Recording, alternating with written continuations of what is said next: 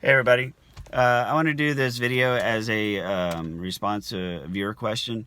How to handle a family situation where you have a narcissist in your family, they're your mother or father, and all of your siblings and everybody else kind of sort of seems to be on their side all the time. They tell you that you need to just let it go and move on. Just let it go. Like, why can't you just let it go? And the fact that it seems like the entire family uh, disciplines you into saying, that's just how mom is. That's just how dad is. Just let it go. Move on. Like, can't you just accept that they're that way and just get on with it? You know?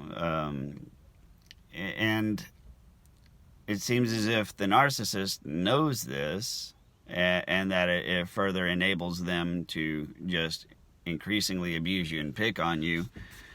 Um, and so that it just emboldens them. There's a number of different things you can do.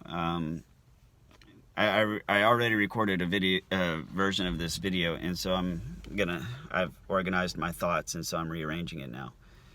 There is a great Jordan Peterson video, and I'm going to invoke Jordan Peterson on this. Stay politically neutral. He gives an excellent advice video on when do you know that you should cut people out of your life. It's an excellent video. I'll see if I can find a link. If I have not put a link in the description, please somebody just comment and say, hey, fucktard, put the link down there, and I'll reply, oh, sorry, here you go. So yeah, somebody remind me if I forget. In this video, he talks about you have to evaluate whether or not these people have your best interest in mind. Because by default, your parents should always have your best interest in mind, period.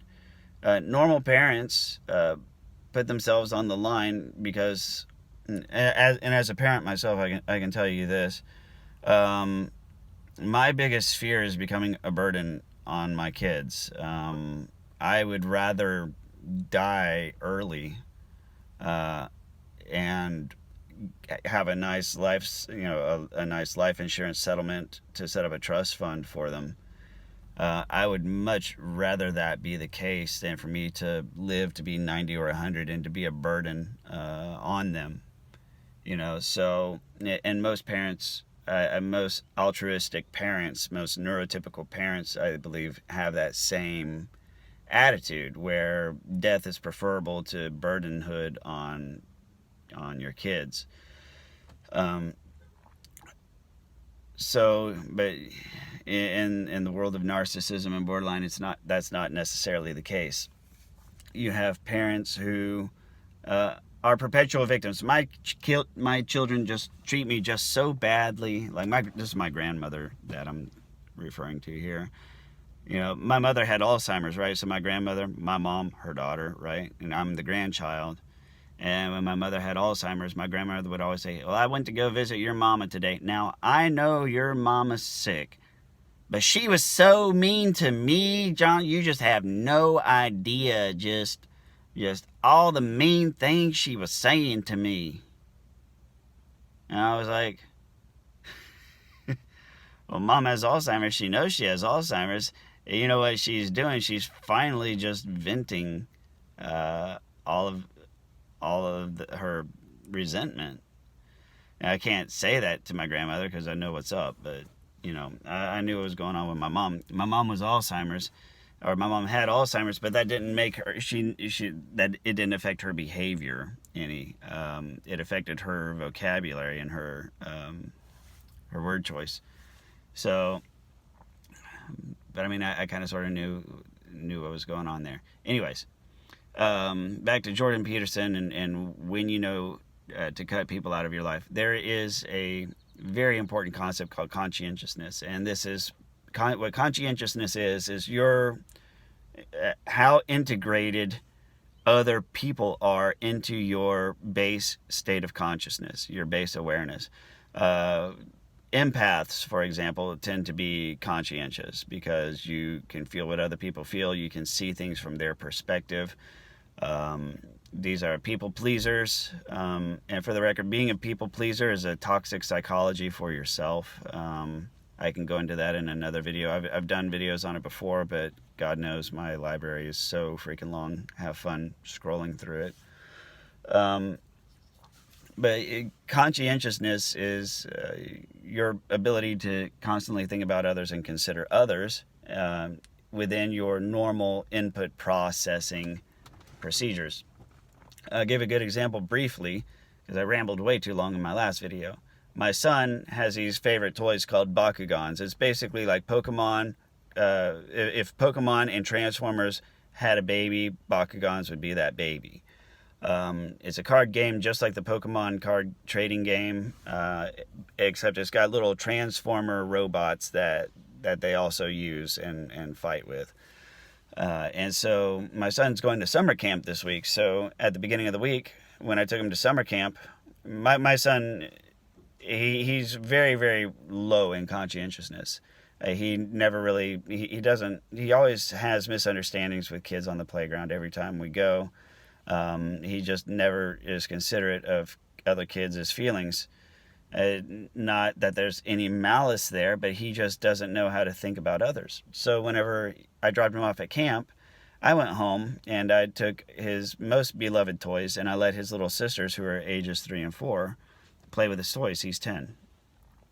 And, I let them play with the Bakugans and all of his favorite action figures. And I just gave them the whole collection. It was like, here, girls, go nuts. And so that afternoon, whenever I picked him up, I was like, hey, how was camp? Because he's doing Minecraft camp. He loves programming, loves Minecraft. He's obsessed with it. And he told me all about camp, and he goes, how was your day? I said, good. Me and the girls had a lot of fun playing with your Bakugans. And he's like, oh, okay. And then after a minute, he goes, wait, was that sarcasm or are you serious? I was like, no, I'm serious. I let them play with your Bakugans today because they're really cool. They had a lot of fun, too, and they really enjoyed it. Like, you should have seen them. They were having a blast. And he's like, oh, well, that's good. And then he just went complete radio silence, talking about anything Minecraft or about anything with camp. And so after a minute, I asked him, I was like, why are you so quiet? And he's like, well, I'm worried about, whether my Bakugans are lost or broken. And I said, well, you see here, son, I said, I did this for you because I've been trying to tell you for this whole summer visit. I've been working with you on things like conscientiousness and, overall awareness of other kids and their feelings and emotions.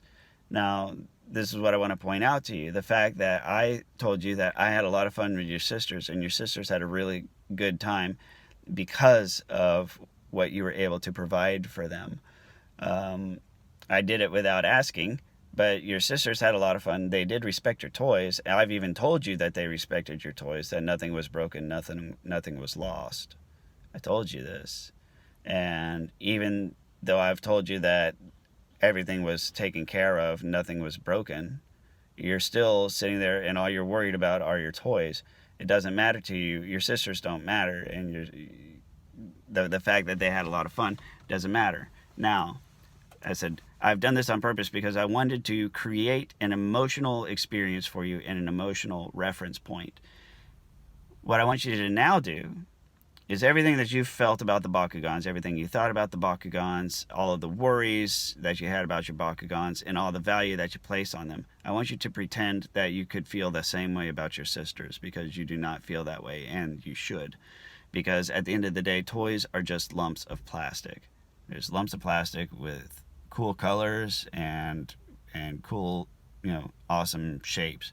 But they're lumps of plastic.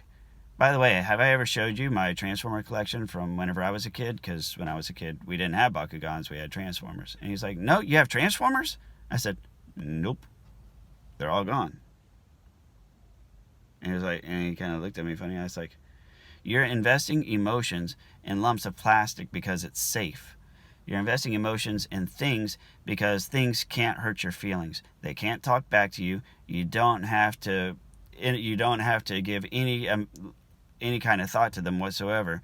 Your toys do exactly what you want them to do. They do exactly what you imagine that they're doing. They never talk back to you. They're never complicated. They're never annoying. They're 100% obedient, and there's 0% chance of your toys hurting your feelings. Now, the thing about it is, and this is what I tell him, because he's a brainiac, kind of sort of like I am. He's very imaginative, spends a lot of time in his head. And I tell him, you think like an aquarium, and most people think like radar. So when you go into the classroom, you're in your element in the classroom. Math comes very easy to you, but lots of kids struggle with it. Academics come very easy to you because you're imaginative and because you have a very powerful brain. However, most kids don't think like aquariums. Most kids think like radar. Most kids are learning all of their social lessons in the classroom and at recess and on the playground, how to interact with each other, how to interface with each other. And you're at a natural disadvantage because you're so much more thinking it within your head and living within your head that you are not learning these things, and you cannot get through life. And with me in my history of physics and science, and having been a scientist, I told him, I said, look, son, I said, you can have all of the intellectual knowledge in the world, and if you are not conscientious, and if you cannot communicate with people, they will never, ever let you anywhere near a particle accelerator. They will never, ever let you anywhere near a rocketry launch pad. They will never put any red button of significance near you with any level of trust because you're not conscientious of others and your impact on others. Now, and this is going on 12 minutes now in the video. So the point I want to make about all of this and the family dynamic, when you have a matriarch or a patriarch and the rest of the family is aligned with them, you can engage them with conflict if you want. It's going to be similar to The Exorcist, and if you want to do that, I have a playlist called The Rules of Engagement for Conflict that will outline how to engage them. But on the other hand, and in getting back to Jordan Peterson, the question you need to ask yourself is, do these people have my best interests in mind? Are these people conscientious of me? Or do they... how tied to my success are they? Like, because normal parents will grind and will be involved in the success of their kids. Most family members will step up and help each other, right? And even disordered families, or dysfunctional as we call them, even dysfunctional families will all lock arms at when an external threat comes along.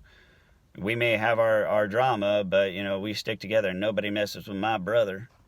That kind of thing. But it should just be that way anyways. It shouldn't just be a response to an external threat, because that's more along the lines of protecting supply than trying to ensure each other's success. The conscientiousness ends with the threat. And it should not be that way. The conscientiousness should be within everyone's base state of consciousness. We should always be aware of our family members. We should always be intertwined and helping each other grow, that kind of thing. And that's not really present in a dysfunctional family. I can tell you, I've basically walked away from most of my family for reasons like this. And because at the end of the day, you have to ask yourself, are these people good for my mental health? Are these people good for my pursuit of happiness and success and what I want from life? Are these people good for me?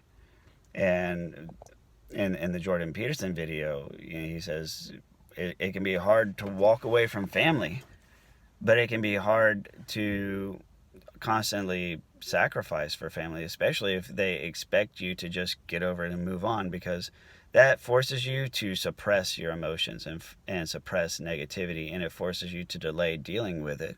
And at the end of the day, it means you just fall in and you're on a perpetual path towards mental instability and bad mental health from ingesting all of this negativity and forcing it down. And you cannot sacrifice your mental health and your quality of life for the sake of being a good team player in the family. I'm out of time. Please like, comment, or share, and I'll see you on the next video.